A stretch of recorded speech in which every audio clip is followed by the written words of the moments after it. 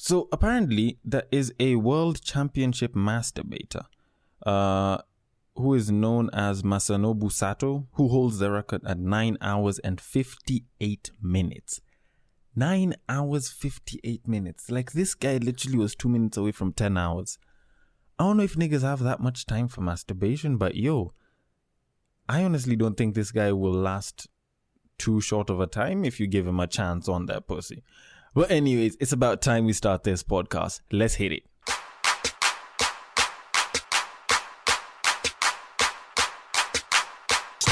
Welcome to Break Time on Westside, your number one break time podcast, coming to you live from Nairobi, Kenya. You are listening to Sir Denver B, and today this is the fan favorite section where we give you guys the feedback from the fans. We happen to rehash old stories, and we throw our banter around because it's what the fans love.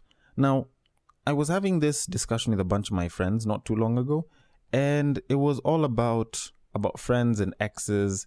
And people didn't seem to have a problem with, after you've broken up with someone, obviously, move on to someone else. But it kind of became this whole issue with, if you have like a friend, like let's say, because this mostly appeals to guys. If you have a friend and, this guy is dating this shorty, and as a guy, you look at this shorty looks fine. And after, a while, these guys break up. Are you supposed to ask for permission from your homie before moving on to that shorty? Like, let's say the two of you seem to have like a bit of a vibe after these guys broke up and you start having a thing. Are you supposed to like get permission from your homie so that you can start hitting it? And there was this whole mixed reaction of, you have to go and ask for permission. Like, you have to go and talk to your homie and see if he's okay with it. I was like, the fuck? I'm asking for permission for what? Then they break up. Yes. Doesn't that mean that things are over between them? In a way, yes. Considering that, some people will occasionally, get back to the partner. Although most times after people get back, it just ends again. But either way, it means that if you guys broke up, you're pretty much done. And it is your chance to move the hell on. Now, I do not see why it is I need to start giving you permission, or I need to start getting permission from you to go for a shorty. By the time y'all are breaking up, provided it's a nigga that chose to break up, y'all shouldn't even have an issue. Because it usually gets to me the way some people tend to act all possessive and they're like, no, that's not nice. You shouldn't have done it to him. You should have talked to him first. Why? Why do I have to talk to him? Why do I have to go and seek approval so that I can go for someone? It tends to bring this whole issue where you want approval from someone because you want someone else. The only approval that I'm gonna be looking for is from the same shorty. If she doesn't approve of me going in and like doing some shit and, like making, fireworks happen and all, then she'll be the one to tell me, no, we're not getting to this level, or no, I'm not interested in you, or no, I'm not ready for this right now, blah, blah, blah. Fine, that one I can understand. But I am not going to ask a nigga for approval. The most that I'm going to do is inform him, probably while I'm, already in there. Like, bro, homie, my nigga, fam, me and your shorty, like me and her have been having this thing, blah, blah, blah. Actually, screw that. I wouldn't even say that. I'll probably just mention that, I was at her place the other time, like me and her were getting nice and cozy and shit. Nigga looks at me funny. I'm gonna be like, yo, you're broke up. So I don't see what the hell you're looking at me for. Keep your eyes on the TV or on FIFA or some shit. Do not start telling me some of these things because I do not see why it is you need approval from someone else to get someone's ex. They've broken up. They have to move the fuck on. It's not your property anymore. So I'm sorry. There's no approval I'm giving you. And I will be as shameless as possible with that for as long as I possibly can. Maybe because I haven't had this situation, I'm like, I still want to get back.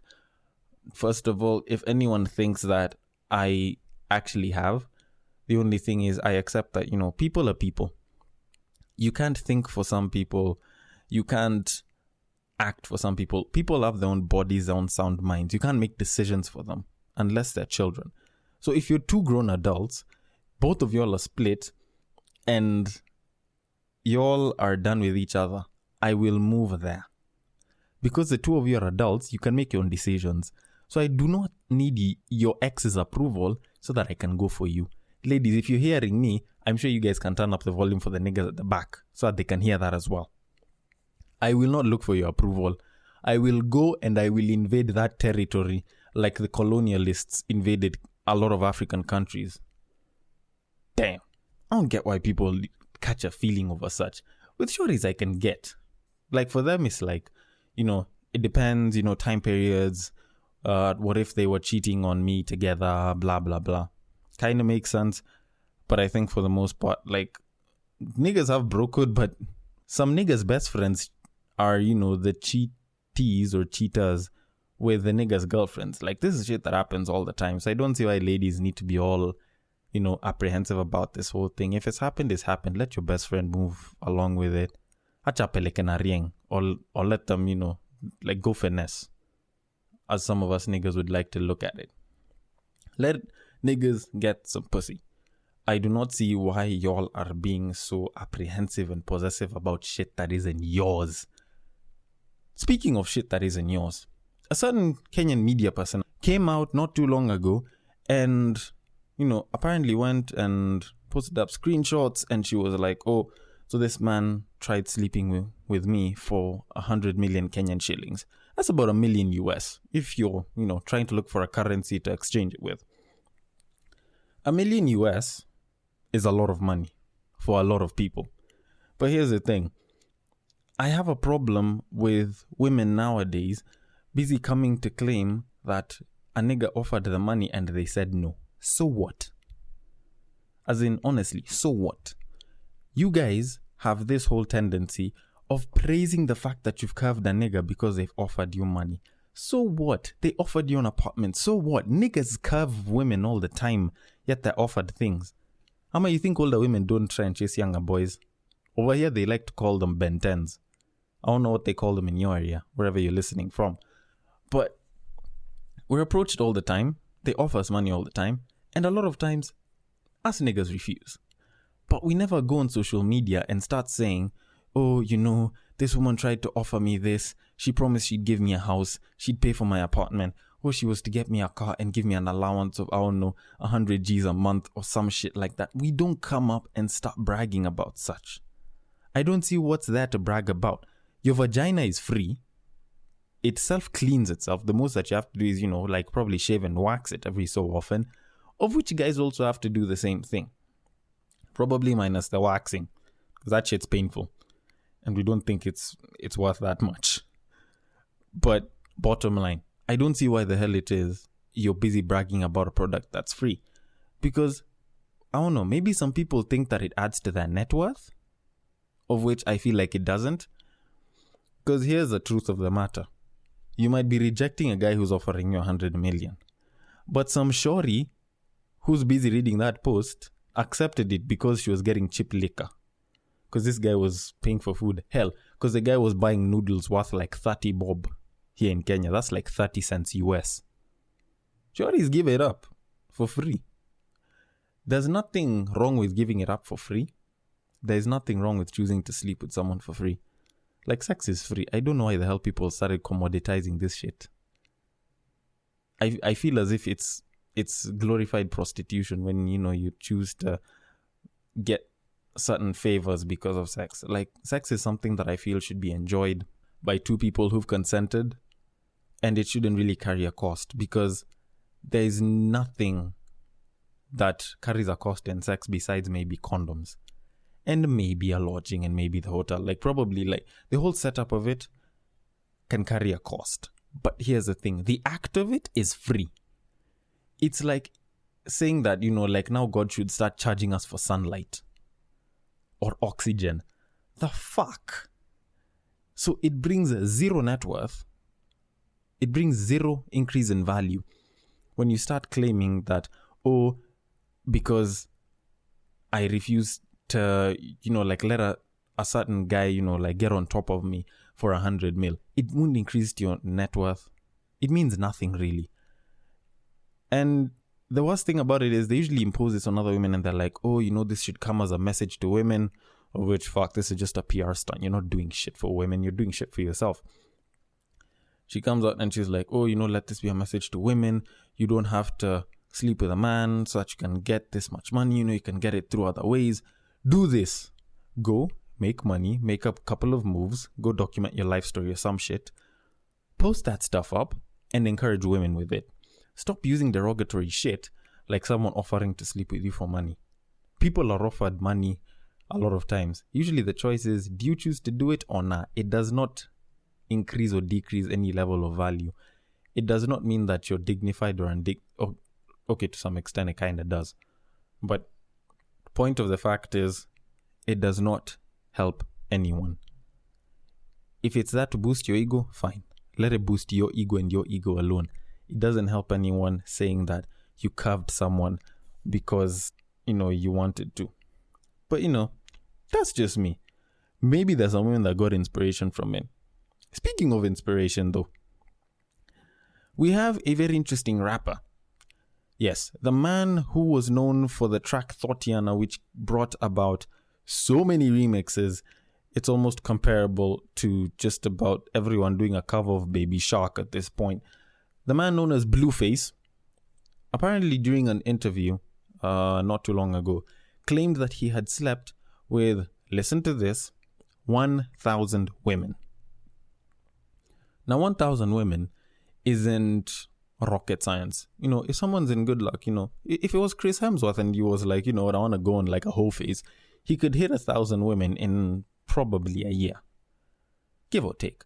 Hey, hell, Solomon pretty much had 300 wives, 700 concubines. This guy pretty much had a body count of 1,000 before he died. Like, his is a guaranteed 1,000. So it makes no, issue with it. But here's where all of this becomes a bit wavy. He said he had done all of that within the first 6 months of this year. Like between January and around June, July. Now, here's why I start calling bullshit. Nigga can do that. And, he claimed that, it was because he had 3 sums, 4 sums, 5 sums, maybe sometimes. And I don't mind, you saying that. The only thing is the math doesn't support it. And I'm about to prove it to you. Now, if you count the dates between the first 6 months, January and June, it's about 212, if I'm not wrong. Yeah, it's about 212, as my math is showing me right now. Now, if you divide 1,000 by the 212 days that are there, it gives you an average, like this is 1,000 women, you kind of have to get like a proper figure and all, of about 4.7 women a day. So round that off to about 5 women a day. No nigga that I know of sleeps consistently with 5 women a day. And here's the thing, 5 different women. You can sleep with 5 women every day, on the constant. It's a thing, some people do it. But I do not see how it is that you can actually sleep with 5 different women every day. You'd kind of run out of women to sleep with in your area code before they all kind of know you, And that's including, probably people's mothers, daughters, grandchildren and shit. So that's where it kind of gets a bit wavy. But, he does say that he is, a fucker, whatever the hell that is. He likes to go hard, so he's done it a lot. And to some extent, you can kind of believe that, this is one person who has 2 girlfriends that he stays with in the same house. So I have to give mad respect to the guy. If you can get 2 women to stay with you in the same house and date them together, that's all right. As in, like, I will give you props. Or probably it's just me that's busy complaining because I've been on, like, dry spell. It's not like I will sleep with 5 different women every single day. But here's the thing. If you're going to give someone a body count, you do not come out and say 1,000. You can say, probably in the hundreds. You can probably say someone, too many to count. You can probably say, like, I've been sleeping with hundreds of them. Like, no one will ever debate you for that. If you said, 2, even 300, then fine, that's like 1 a day. Because it's not like there'll be 5 different women every single day, wherever you are, that are just trying to sleep with you. But then again, I'm thinking about this from a Kenyan perspective. This is the US, And this guy probably went state to state doing different tours, doing different performances. So probably he could pick up 5 different women every day to go and sleep with. But then again, you know what? Maybe I'm just complaining because I'm over here with a dry spell. So I will let you guys get back to that work. Always put that process in that progress, or be the prevention. This has been Break Time on Westside with your host, Sir Denver B, the Friday fan section. I will see you guys next time. And if you guys want to hit us up for more fan section news, more fan section topics, it is on our Instagram at breaktime_westside. See ya.